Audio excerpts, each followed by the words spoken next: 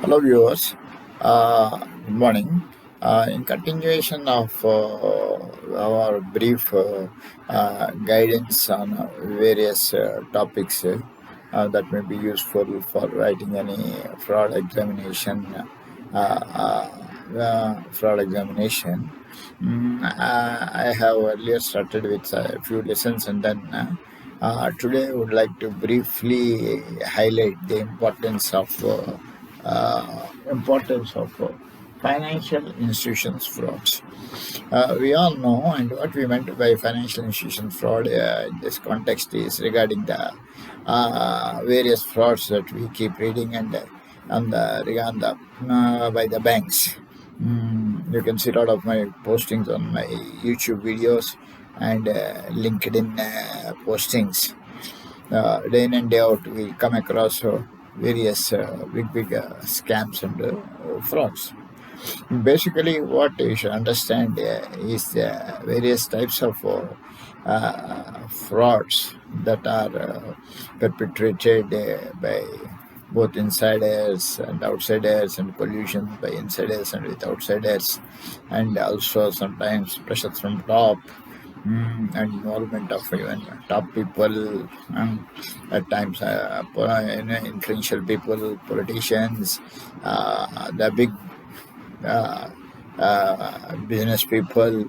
So all are involved, as you can see from the Punjab National Bank scam, Kingfisher, and there are Sarad housing scam, and there are so many scams. All are related to, and transactions are affected to banks. They are all the bigger banks. But in general, to have an idea, you see the embezzlement from the accounts, then there are loan frauds, then there are real estate frauds, then money wire transfer frauds, where money laundering occurs through that mode. Then there are, of course, we frequently hear about the ATM frauds, debit and credit card frauds, letter of credit frauds, letter of undertaking frauds, which is the biggest fraud committed by the Punjab National Bank, and Nirav Modi and Mehul Choksey and all. You see, from these are all the broad categories through which financial institutions of frauds are committed. So embezzlement may take place, you see, sometimes if there's a dormant account where people just place funds and for whatever various reasons they remain dormant, especially in a savings bank account. Then people accounts, basically insiders, they will know that there are no transactions, nothing is saying, escaping the auditor's attention or whatever. Then either money may be laundered through those accounts, or by forgery or otherwise, the funds from there are removed or transferred to his own account and things like that one.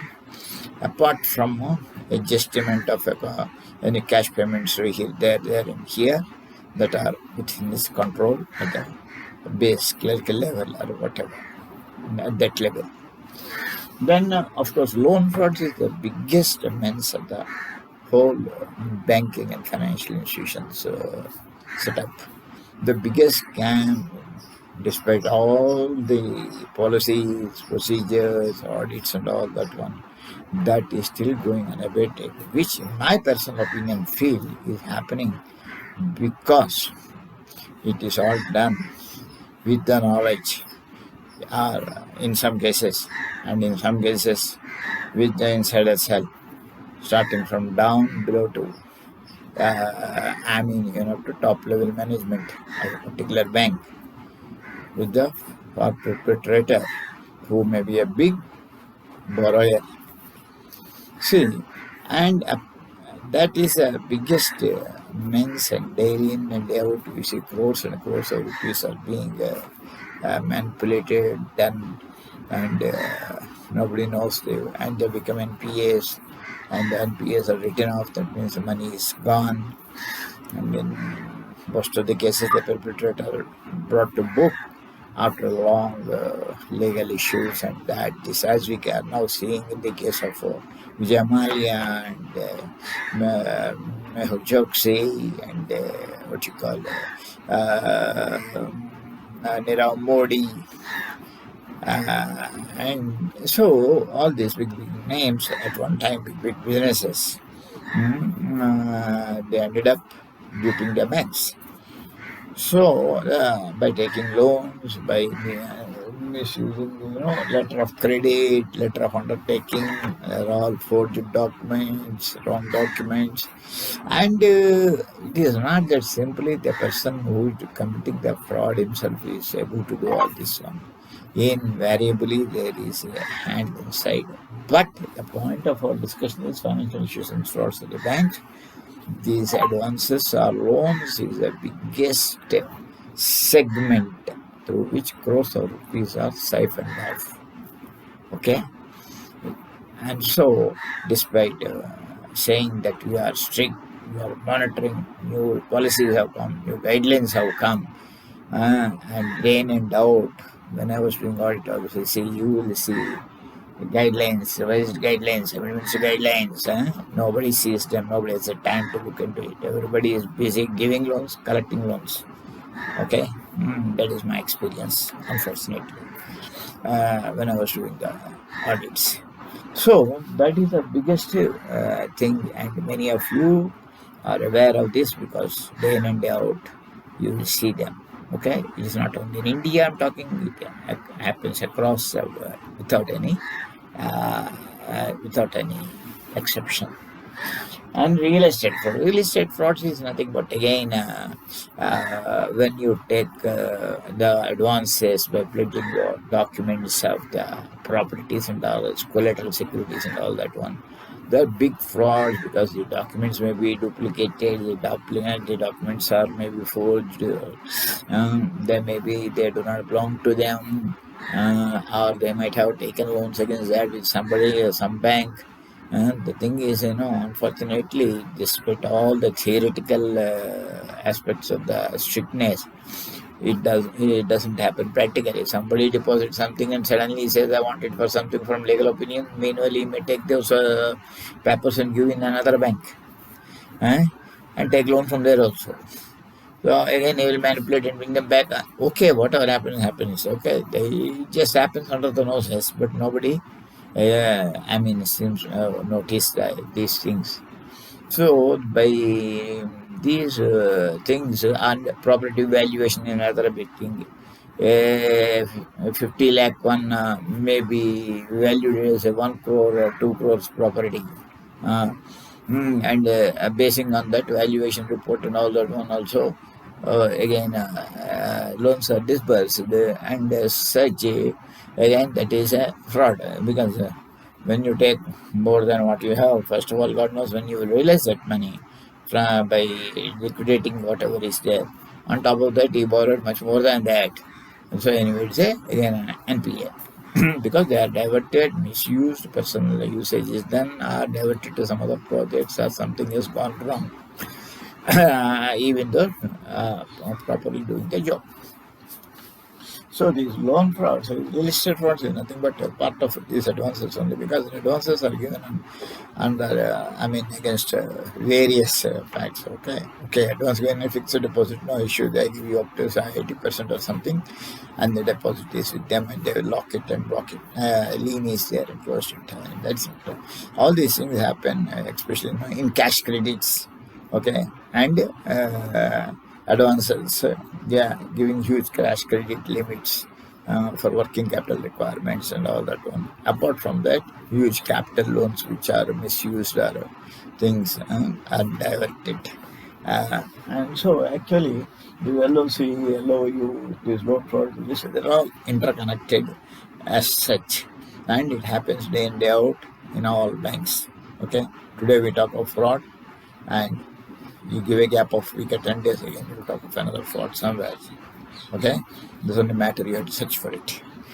And so, and then this money wire transfer frauds, which is with the insider's help, money laundering takes place, or the mischievously the funds are appropriated from somebody, some accounts or something, are transferred to another thing, and when the person affecting the money transfer is an insider and all that one, is almost very difficult to come across catching these type of frauds. And of course, you will be hearing about the ATM, debit card, credit card. That is purely because of the negligence and insufficient knowledge of the people who are using these ATMs and the debit cards. Banks will keep on pushing people for take debit card, take credit card. They say after a bit of use, they say they increase your limits, and they simply tempt you into that vicious circle of cards. And so you end up losing money like that. And by not taking proper care, you end up disclosing your card particulars, the CVV number, security number, or something in the PIN when you're using the ATM. And that is again a big thing which daily we keep saying it. You go to an ATM and people go to ATM with a card. I've seen they don't know how to use it. They ask the next person. He will say, "Okay, give me this first year." And so, and he'll think, and there are various ways of manipulating the, getting the these things by fixing machines there, which will take photos of your ATM card and all that one. Or while you are putting, they may put a small powder like thing or a plastic thing where they can know which password you, what alphabets or numbers you punched. That's become a most common normal day-to-day frauds. Okay, and unfortunately, somewhere again, people have actually removed the ATM and took away itself. Why all this hassle? Okay, that shows how much lack of security and how much how negligently that was done. It happened once or twice already in papers. So the thing is, daily things are misuse of ATM cards, not able to do, okay, disclosing the details and personal particulars, and misuse of credit cards. These things also same thing, and especially at the POS point of sale, people, if they are cunning or if they have a fraudulent mentality, they can manipulate there, and so that is a huge thing. So, in brief, one may from the fraud examination point of view, or examination point of view, and all also, this financial institutions fraud is a very very important topic, where enlightening all these facts, because each one is itself is a big matter, which is not possible to in detail to discuss all those, because embezzlement, what are the various embezzlement loan frauds, what are the various types of loan frauds, what are the various real estates, money or money trading, what are the various ways, and all these things. Again, it's a huge story for each, but these are the things that are focused. Mainly how they are committed and these things. And so from that point of view, both practical point of view and examination point of view, this is a very very important aspect of frauds, financial institutions frauds, and mainly focused on the banks. Okay. And however, see, at least whether how far they are effective or whatever it is, there are ways of somewhat detecting, and if not, you cannot prevent, at least detecting at the earliest stage, so that you won't lose too much of by way of daily checks. There will be daily transactions report and all that. But unfortunately, I also observed that the managers or somebody sitting there. Okay, they do not have this time. They do not check. They say they check when the auditor goes there. As I ask them, they will say, "Yeah, we checked that today. We checked it." Unfortunately, it is not their fault, because they are under pressure to either collect deposits or give loans or collect the recoveries. And they have daily reports, they have monthly reports, they have quarterly reports, they have annual reports, half-yearly reports. So and they are, except the top manager and one officer, none of the others are bothered, or it is problem into all this one. Maximum top to 1, 2, or 2, 3 people only. Yeah, all this is their burden, and they are too busy with all the other things than controlling the accounts and then controlling these frauds, which theoretically the top people may keep on sending you guidelines and directions, but it's not so practical to implement. But that's not an excuse. So, like a daily check should be there. Then there any suspicious transactions suddenly comes. I mean, a person who's drawing a 25,000, suddenly 5 lakhs or 10 lakhs or 20 lakhs transaction happens. That should be pointed out. It's also called, exception reports will come. So the bank should go through these exception reports thoroughly and immediately investigate any suspicious transaction that might have occurred either in the general accounts or advance accounts or wherever. Then there are, of course, various audits like concurrent audits, where daily people get on a daily basis, daily transaction. Then there are bank inspection audits by their own people. Then, of course, the annual statutory audit, of course, which is actually most, it will not bring out anything virtually, because when the concurrent daily auditors or the internal auditors or other inspectors who are sitting there daily in and out 365 days only, either they bring out some every few things and all that one which are attended or not attended. The statutor who does the 365 days transactions in a matter of maximum 3-4 days, depending on how many branches of audits he has got. Because everything they say, you start this date, you complete this date. They give you 1 branch, 2 branch, 3 branch, 4 branch. They are not concerned. So there will be a lot of pressure to complete, and the central statutory also pressurized. No, we have so many branches to consolidate and all that. Send your reports. And so it only happens a simple balance sheet audit, checking here and there, maybe 1 or 2 loan accounts, and the inspection of a building, inspection of a factory or something. And the most ineffective in India. I do not know about abroad how this happens. It's very, very ineffective, these statutory annual audits. Except as a statutory obligation, they have to be done, and an auditor has to sign off with all the long form audit report and all these one which are routinely filled with the same things and with very, very 1 or 2 accounts. There won't be any serious matters to be thinking, or in the last minute there will be discussion with the branch manager, and they may or may not be highlighted. And despite highlighting also, we do not know what happens, because again central statutory auditor takes his own stand, and then whatever happens. So these audits and all, unfortunately, in my opinion, are not as effective as they are supposed to be. And the branch in charge, branch managers and all, they do not have that much time to go into daily reports, exception and suspicious transactions and all these things, or to monitor how the advances are being utilized, especially when there are consortium of things. So there are 3-4 branches, and already nobody except the lead bank, nobody else has got any say in that one, and the lead bank does as they like it. So that is all the theoretical aspect of it.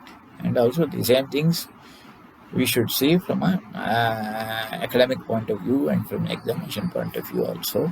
So the likely proper remedies, or whatever you call it, is the daily checks, suspicious transactions reports, exception reports, various audits like statutory, concurrent inspection audits and all that. Then rotation of duties, which normally happens in all banks.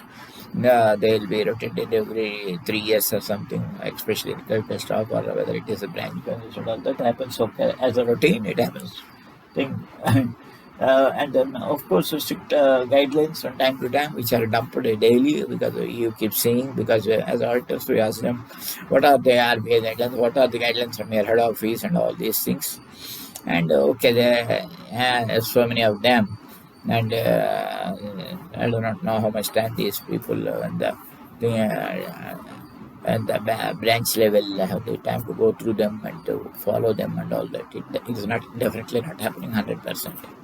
So these are all in brief about the financial institutions frauds, which are nothing but banks, which is very important from the fraud examination point of view, as well practical aspects also. I'm quite hopeful that this small brief discussion and highlighting these things is of some use, and in due course I will move forward with more information. And also recently I'm putting in my LinkedIn and all the small clips of do you know I just started actually. I mean, a small thing which I have come across from the ACFE magazines and all that one, which are also useful, what is happening and how the things are happening in just one or two slides. So thank you very much, and if you have any queries or to ask further or to contact me, you can always check my website, fraudsdetection.com, and also there my all details are there, and you can approach me by email or something, and I'll be most happy to respond to you. Thank you all, and wish you all the best.